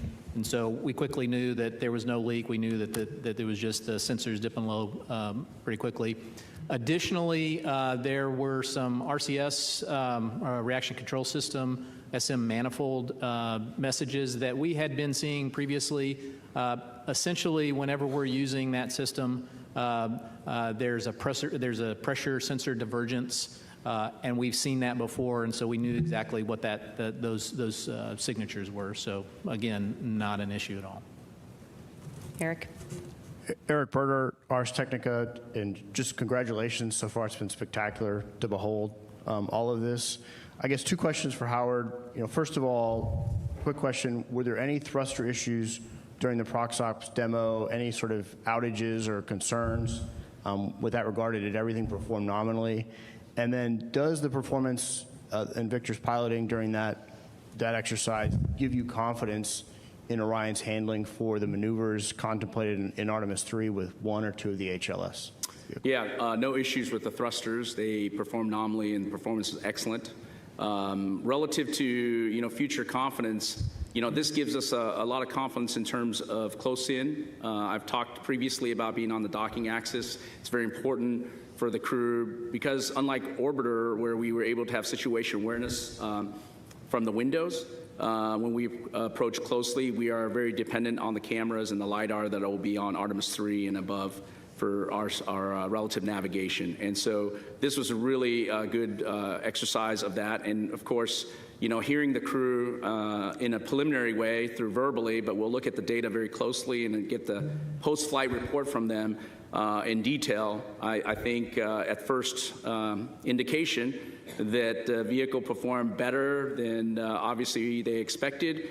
And I think, for us, it was really good understanding of how the human-in-the-loop part worked. We know precisely what our capabilities are when we have automated capability, but having a crew in the loop and demonstrating their capabilities and being able to hold and be able to execute a translational and rotational maneuvers and being able to do that precisely is really outstanding. And I look forward to them coming back home, telling us all the nuances. I'll be sitting in hours with them and questioning them on how they felt about it and what the responses were based on the pulses they put in. But yes, it's very, very heartwarming to hear that from the crew. And of course, even better to get the technical data and play that forward. Go ahead. Mark Kirkman with NSF. This is probably for a combination of both Judd and Howard. Now that we're committed with TLI, during Trans-Lunar Coast, the attitude you're going to hold, what are the out-the-view windows for the crew? What are they going to be able to see Earth with regard to Earth or the Moon? And also, prior to the flight, you were talking about, based on TLI, what they would get to see when they do the close observation. It was based on the sun angle of high, medium, or low. What did we end up getting based on the launch day and the TLI that we're in? And if you don't mind, just based on what he said, I'd like to follow up with Howard. It sounds like, based on what Ike said and you said, that the handling qualities, tight, deadbeat damping, that this is better than you predicted. Is that a true statement? You want me to start first and talk about that? I would say that, predictions are hard. There's a human-in-the-loop kind of element, and we practice that. So I would say, yes, definitely maybe better than we anticipated in a lot of ways, because there's variations by which we go into space. On a closed-loop control system, for guidance, navigation, control, when you have an automated system, you know precisely and you predict exactly how the system will respond. The crew is well-trained, and Victor did exactly what he needed to do, and the spacecraft responded. As far as where the vehicle will be pointed, most of the time we spend in a tail to sun attitude. So we take the back end of the vehicle, point it towards the sun, and so whatever the geometry is, that's what you get. We sometimes have the advantage when we have good power balance. We can move the solar arrays that have cameras on the end, and we can move those around and see what look back at the Earth or look forward at the Moon. Also on flight day 6, whenever we do the lunar closer approach, we'll change attitude, make sure that the crew has those views of the lunar surface. As far as the lighting of the Moon, this was a lower lighting day that we launched. I think it was in the 20 to 30%, 20% lit area. So we'll still get good shots from the crew. We'll still get great descriptions from their Mark I eyeballs. But we're going around the Moon, so that's the main thing, right? Okay, we'll take two more on the end here, and then we'll go to the phone. So go ahead, Jackie. Hi, Jackie Waddle, CNN. Quick question for Howard. I know Victor said that he was going to give the Cooper-Harper rating scales during the prox ops. Are you able to share those numbers? Just curious to know how it handled. And then also would love to just ask a general question about the crew, how they're adjusting to orbit. Specifically curious about the first-time flyer and whether there's any space adaptation syndrome without, invading privacy. Thanks so much. Yeah, I'm sure we can share the Cooper-Harper handling qualities. We did assessments with the simulator, and we'll do it as part of this demonstration, and love to hear that feedback. I think we got some additional feedback, like I said, but look forward to that. Yeah, definitely. But I'll let Judd answer the other question about the crew. As far as the crew members, they're doing great. There's no indication that they're having any problems at all. So I don't expect that they're having any problems. Hi, Lauren Grush with Bloomberg. Thanks so much and congratulations again. I wanted to ask about the troubleshooting of the toilet that happened on that first day. Can you just explain to us what the issue was and how they fixed it? And on a priority scale, would you say this was a number 1 priority or a number 2? So when we had always planned to wet the toilet with some water that we had pulled out of the PWD, the potable water dispenser, and it turns out, I guess, we didn't put enough in, and so the pump was not fully wetted, and so it has automatic fault detection in that if it's not fully wetted, it'll shut itself down. So once we figured out that we didn't put enough water in, we put more in there, made sure that it was essentially primed, the pump was primed, and then the toilet came right back up. I will say that in addition, a good kind of byproduct of this, while we're working through those procedures, we were able to check out the secondary vent line for the urine as well. And so that was a good, that's an alternate path. If we could not go with the primary line, we were able to vent out on the secondary line, and we were able to demonstrate that. And we didn't demonstrate it today, the primary vent line through the working toilet. So I think both lines are working well, and really happy about that. Yeah, I'll just add real quickly that I think this is a great example of some of the procedural things as we're learning to work and live in the Orion capsule. We've got real humans in there. They're trying to live and learn, and we're gonna learn things along the way. Oops, we need to do this. We need to prime it first. This is the kind of things we're gonna get. All right, we'll take several questions from the phone now, and we'll start with Marcia Dunn from the Associated Press. Oh yes, hi. Good evening. I have a question probably for you, Lori. Could you just or anybody really, could you talk about the stress level in mission control prior to the TLI burn? I mean, were you really sweating it there? And now that that's done, do you have any new revised numbers for the moon lunar flyby distance? Do you still think the Orion's going to go 4,000 miles past the moon before turning around, maybe closer to 5,000? Any new lunar distance numbers from today? Thanks. Hey, Marcia, thanks for the questions. I'll let Judd speak to what the mood was like down in Mission Control. I was actually sitting up observing the room and listening in on the loops, and everything was it seemed like it was going very smoothly. They always seem so calm and controlled down there in Mission Control. Up in the room where I was with several other folks, as soon as we counted down and we started that burn, we just sat in silence and watched the clock go and waited for that statement that said the burn was complete. And it was just wonderful to just sit there, watch, enjoy it, and say, we've done this. So it's a great accomplishment. We're really proud of all the teams that got us to this point. Let's see, the second question, about the distance. So the anticipated distance, I believe, was around 4,600 miles from the surface. Is that right? And it's a good burn, so I'm anticipating we'll be pretty close to that, but I don't know that anyone's done the actual calculation yet. Yeah, assuming that we had a nominal burn, which we did, the max distance that our folks calculated was 219,639 nautical miles max distance from the Earth. Yeah. Okay. So, as far as the mood in Mission Control, these teams have done lots and lots of simulations, and so I would say they're consummate professionals. Everybody, even with the sensor problems that we had, able to do the TLI and get us through everything perfectly. So I mean, I wouldn't say there's any stress level at all.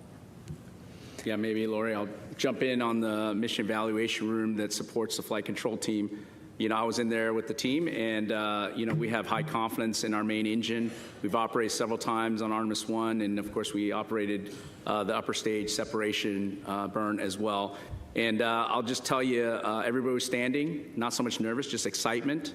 And then in one of our conference rooms where we had a couple of G&C experts with us, we geeked out and talked about TGO, VGO, Lambda, Lambda dot, and teaching a class on how these burns were calculated, what the guidance targets were, and And it was really fun to listen to that while we waited for the TIG.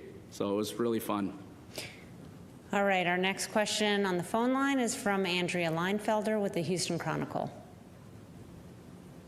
Hi, I have a question on the exercising. So I was watching the video when Reed was exercising, and I know Mission Control kind of started chuckling because you could see the movement. So I was wondering if you'd kind of quantify a little bit how much it was moving. I know it was expected, but I'm still curious to know how much. Also, just a technical question.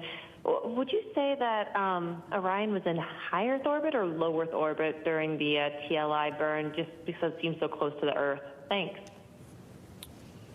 Can we take that? Let's see. As far as the exercise, the flywheel machine, it's a little bit like a rowing machine. I think you saw that. I mean, are you asking? I didn't quite understand the question. Like, how much movement does the capsule do while we're doing the movement? Is that the question? Yeah. I don't think we saw anything that we didn't expect. Yeah, you'll see some solar ray dynamics, which is expected. But it didn't perturb any of our control where we've had to make any adjustment, big burns or anything like that to control the attitude is where you would hear or get affected by those dynamics. Of course, we'll look at the data. I wasn't sitting in front of the data console today, but I just saw it on the videos that were coming down, and we'll talk to the team, but we didn't expect anything different. I asked our guidance navigation guys if there was any issues, and they said nope, didn't see any issues relative to exercise. And then, of course, we'll always look at the data and go by that, but looks good so far. Let's see, and the other question was, were we in a high Earth orbit when we did TLI? Yes, technically we were, but we were at the lowest part, perigee of the orbit, so we were about 100 nautical miles off the Earth's surface, traveling about 23,000 and change miles per hour. And so because we did the TLI burn, now that takes us out of the high Earth orbit and gets us on that free return trajectory to the side of the moon. Okay, next up is Nell Greenfield-Boyce with NPR. Hey, can you hear me okay? Thanks for having this briefing. I would appreciate hearing a little more about the water dispenser situation. It sounded like just before the burn, they were doing what they were calling like water ops, and they were bagging up water in plastic bags. Could you just go over exactly what the issues were with the dispenser and why it was decided to have backup water and how much water the astronauts actually bagged up? Thank you.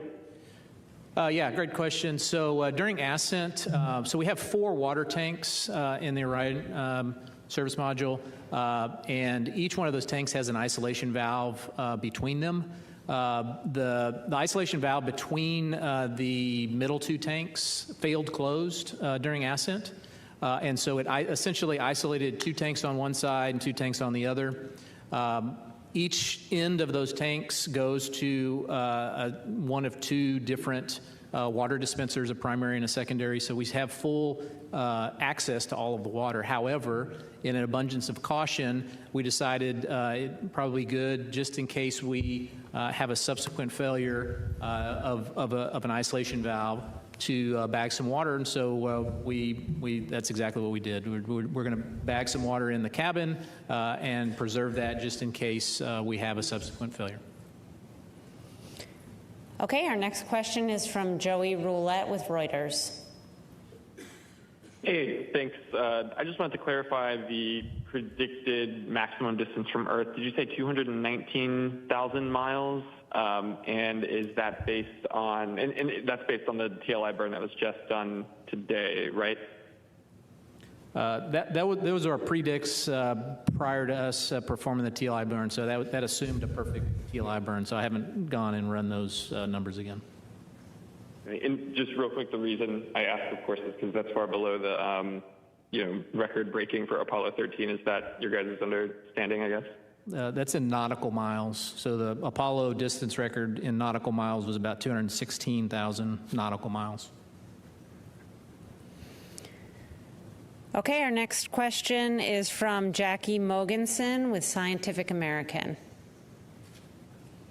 Hi, thanks for this. I have a bit of a general question and then a specific one. The general one is, how do you feel like everything is it going to plan, and are there any concerns you're keeping an eye on at this point? And then more specifically, I was curious if you could tell us about what to expect from the first high-res images and video, as well as when we might see the solar eclipse. Thank you. I think I'll take a stab. It's echoing in here, so it's kind of hard to hear the question. But I think the first one is how things are going. Is there anything we're tracking? And I'll just look over at my colleagues. But, things are going really well. I think we couldn't be more pleased with how well things are going. Right now, we're not tracking any issues of concern. As I said, we're learning from the spacecraft, but that's what we anticipate, and we're not tracking anything. We went straight into the TLI with absolute confidence that we can complete the rest of this mission as planned. I think the other part of the question had to do with some of the imaging and expectations for when we'll get some of those back, in particular the eclipse. I'm really excited about the eclipse that we're probably going to encounter now as part of this mission. I think the crew's excited about it as well. I know they did a little training to learn about what they're going to see. It'll be really cool when they're out and beyond the moon, be able to look back with the moon eclipsing the sun. They'll be able to see the sun's corona. That's kind of a cool, exciting thing to do. So they've been trained on it, and they're looking forward to it. Okay. We'll come back here in the room for other questions. Let's start here in the second row. Hi, Michael Atkinson, Houston Public Media. There was a little bit of online chatter about the Outlook issues that were happening with Reed Wiseman. I was wondering if you could talk a little bit about what exactly was going on with that. Yeah, this is not uncommon. We have this on station all the time. Sometimes Outlook has issues getting configured, especially when you don't have a network that's directly connected. And so essentially we just had to reload his files on Outlook, to get it working. Okay, go ahead. Richard Tu with the Post newspaper. A question for Howard. You talked earlier about a ground issue related to the communications problem. Can you explain that a little bit more? Was it literally like a loose screw, or was it something underground cabling, maybe a resistance issue? Can you elaborate on that a little bit more? Thank you. Yeah, I can take that. So we have a processor at White Sands ground terminal. It's called a serial communication processor. In order to get return telemetry, it has to translate the radio messages to something that our front-end processors at MCC can understand. So that processor is supposed to be in a configuration for nominal S-band Orion telemetry. We essentially found a bug that we didn't know was there before. So when we did our checkouts, part of our checkout is to put in a configuration for the emergency comm configuration.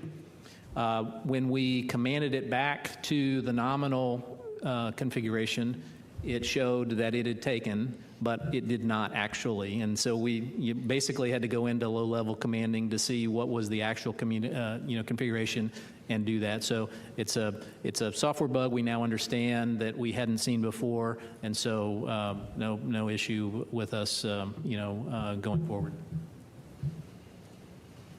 Okay, we'll go right here. Hi, thanks for doing this. Beverly Casillas for Space Scout. So we talked a little bit about some of the communications anomalies and other kind of teething issues we saw on that first day of flight. And I was just curious, what would you say has been the biggest learning moment about the Orion spacecraft so far during the mission, and have there been any surprises? Thanks. Yeah, I think the biggest learning is always first-time systems, and I always go to life support. Being able to control humidity and scrubbing CO2, which performance is really great.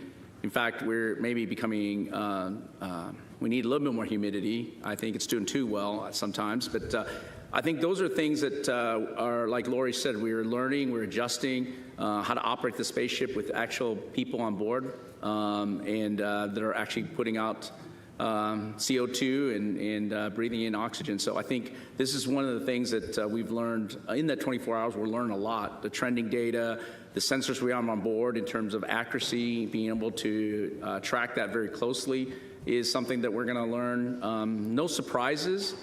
We expect good performance from our subsystems.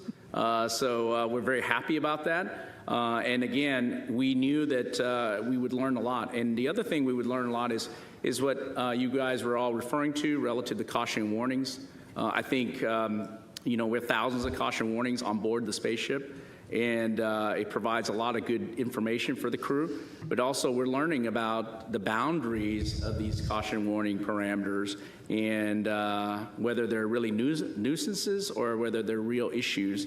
And I think this is one of the things that we'll learn all the way along the mission as we utilize and learn more about the spacecraft and approach all these objectives we're trying to accomplish along the way.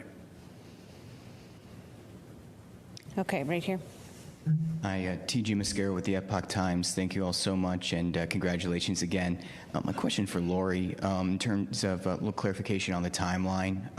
With the eclipse, you said it'll be when they're behind the moon, so will that be on day 6? And also, is there any clarification on what part of the timeline we'll be having the ship-to-ship communication with the station? That's definitely a question for Judd here. We'll let him, he's got the detailed timeline right in front of him. Yes, it is flight day 6 that the crew will be behind the moon.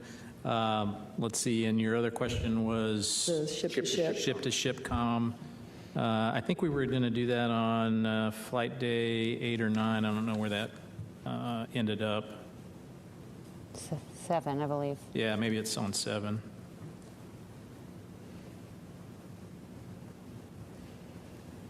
Yep, it's flight day 7.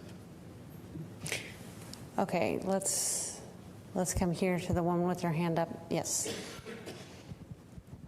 Hi, Katrina Miller for the New York Times.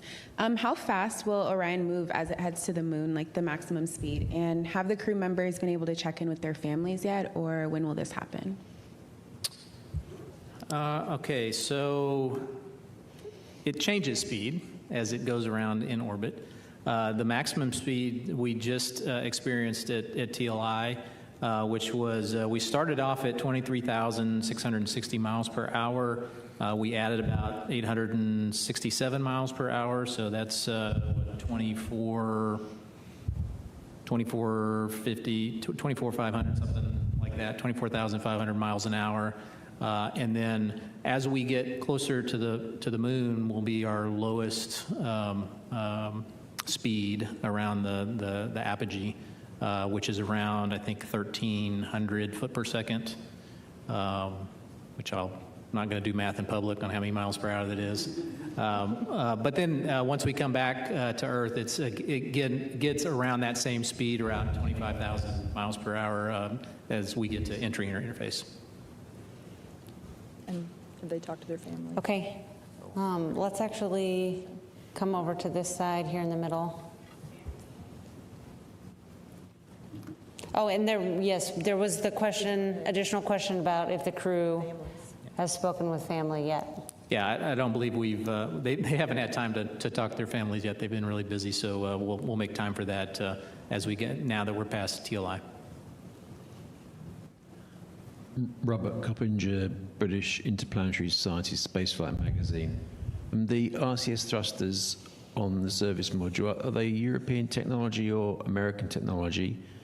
And Administrator Isaacman's distance record from one of his 2 space flights, when does Integrity beat that? Well, I would say the RCS, or Reaction Control System, if you're asking that is a European-built system. I don't know about Minister Isaacman's distance, so I can't comment on that. I suspect we've already broken that. I thought we broke it when we went into the high Earth orbit. But when we got out to apogee, we would have already exceeded that. Okay, was there another question? Second row here, yes. And then we'll go back to a few more from the phone.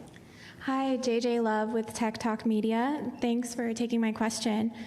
The viewers of our Inside NASA Innovation series are eager to understand the broader human impact of this mission. So looking beyond the boundaries of space exploration itself, which industries here on Earth stand to benefit most from what you're discovering up there? And what is being learned in the mission that will tangibly improve life for people down here? Oh, those are some good questions. I think from the industry standpoint, I think there's a whole range of things that we're going to benefit. Number one, just thinking basically just in our production capabilities within the U.S. and around the world. But I feel certain we're going to be pushing boundaries of technologies as well, not just in the systems that we're flying on the rockets, but even in some of the things we're testing out inside the crew cabin for the crew to use, and the cutting edge of technology. So a lot of amazing things there.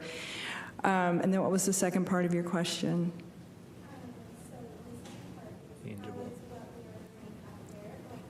Oh, help life on Earth.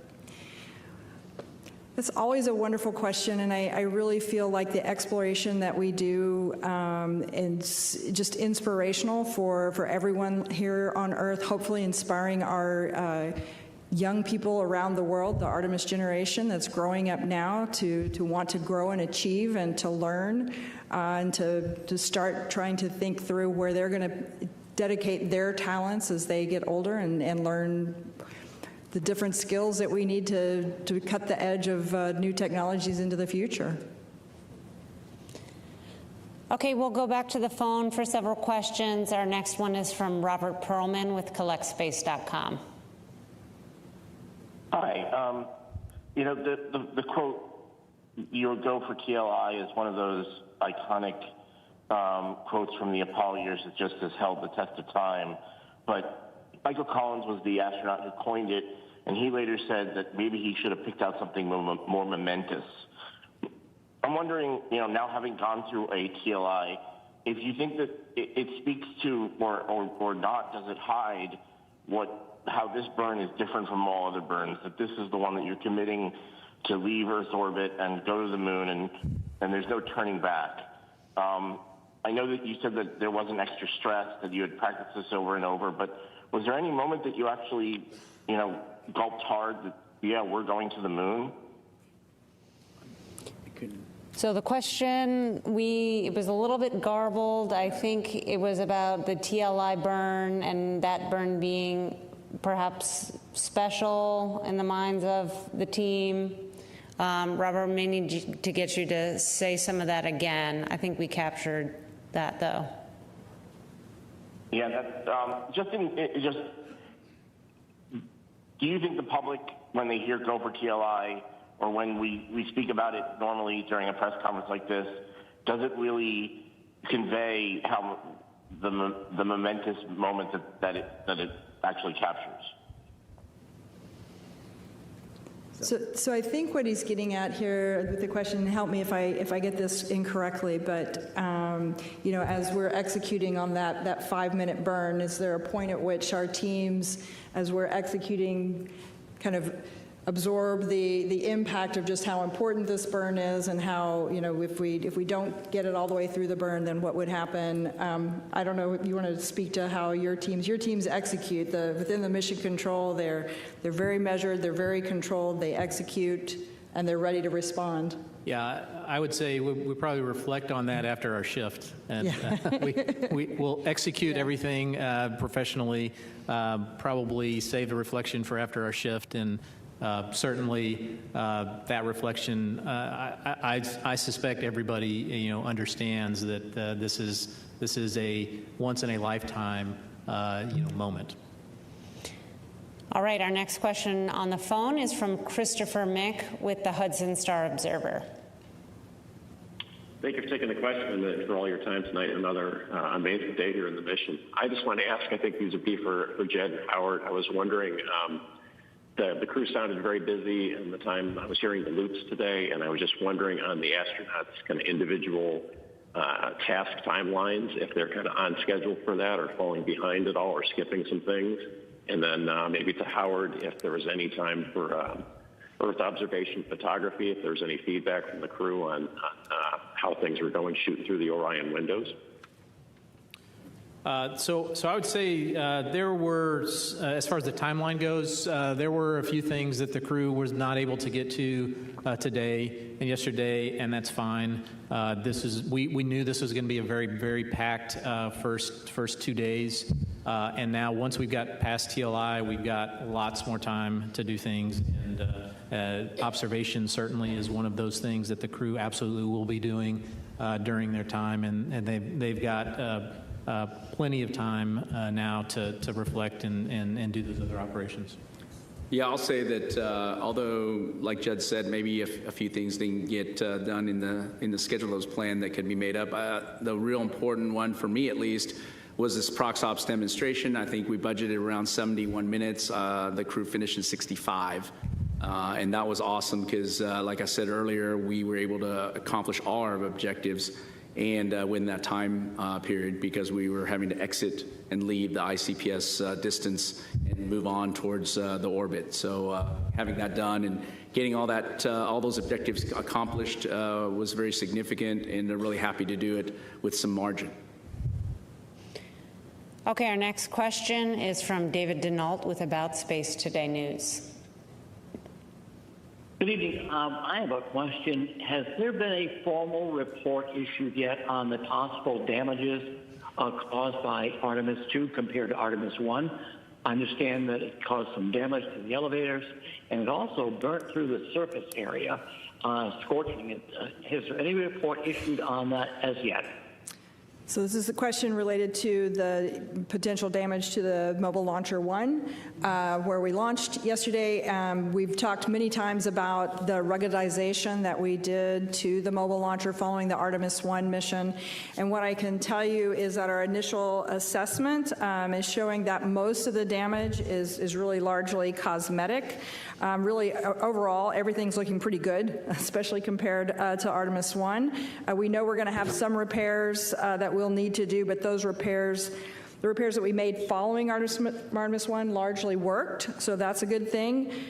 We are in the process of doing an in-depth assessment of what kind of damage was received there. We do know that there were some bolts, some latching bolts that perhaps didn't hold as anticipated, and there was some, I believe, some issues down in the firing well there. But we're still doing the assessment, so hold tight, and we'll get you some more details as we better understand exactly where that mobile launcher is right now. Okay, Philip. Hi, Philip Sloss. I guess a quick follow-up with Lori about the mobile launcher. Mm-hmm. After the first launch, there was a pneumatic leak. You didn't see any issues in terms of the continuity with the pneumatic systems in those lines? Everything's doing extremely well, actually, yeah. And the water suppression system was able to wash things down, so we didn't have the issues of the concerns with corrosion, the pneumatics. All of the other systems seem to fare extremely well. Okay. And then a quick one for Judd, hopefully. On the first launch, SLS had a tiny underspeed at MECO. And I know they were looking to make some tweaks so that they would hit the exact targeted MECO. What did you see yesterday during the ascent? Yeah, as I mentioned, right on the money. Okay, thank you. Hello, I'm Kaya Burgess from the Times of London.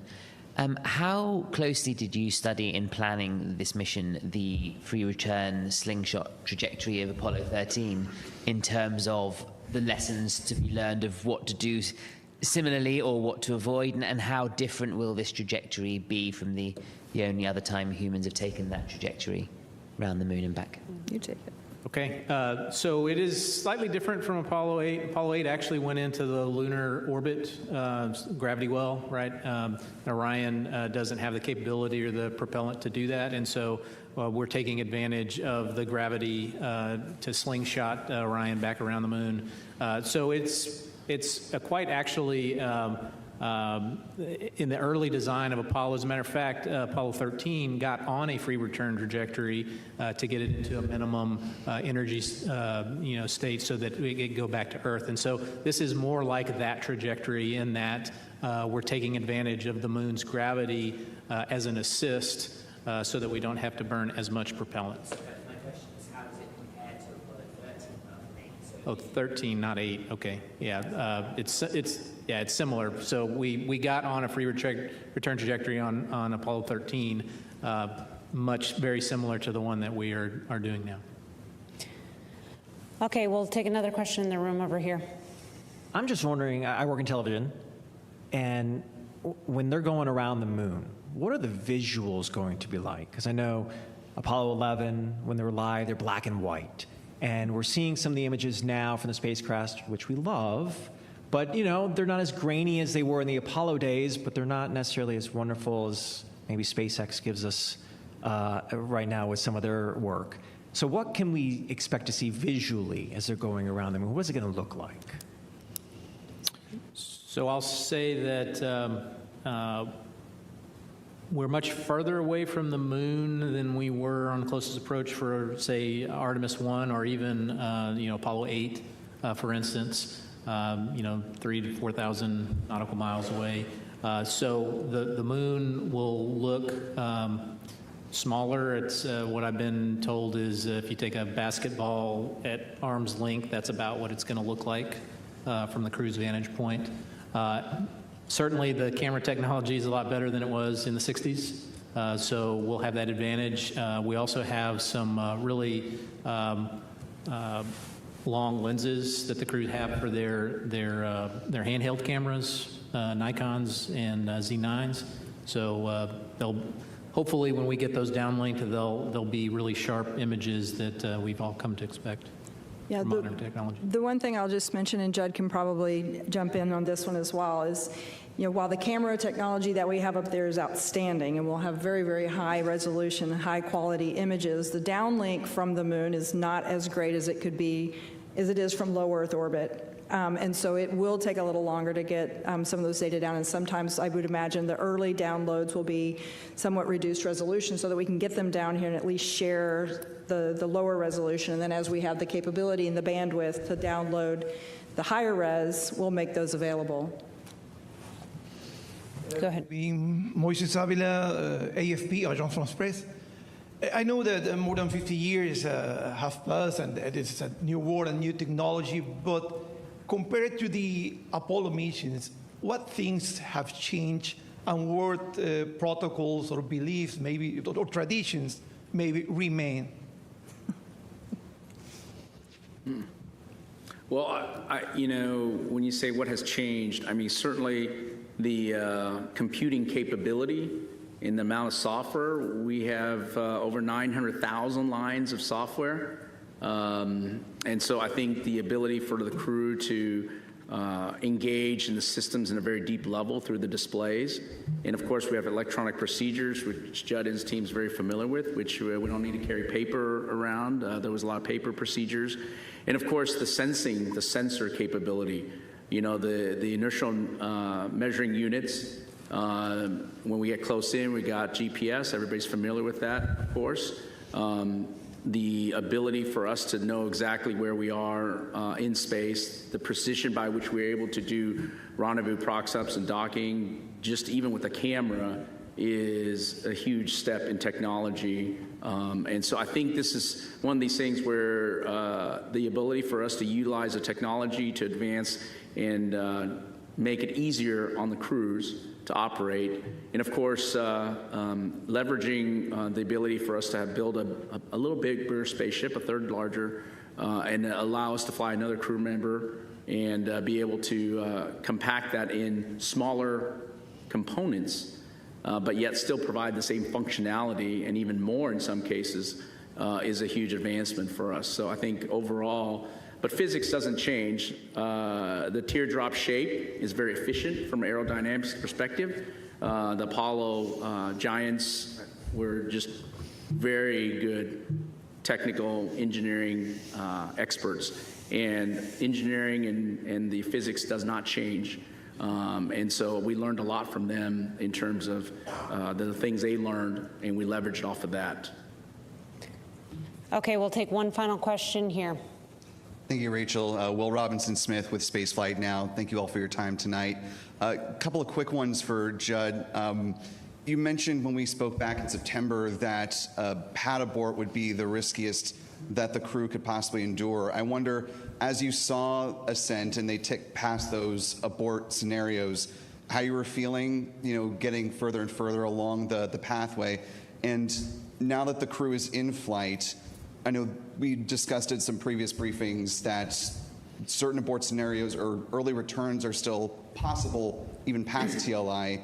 At what point does it make the most sense to continue with a free return as opposed to an early U-turn?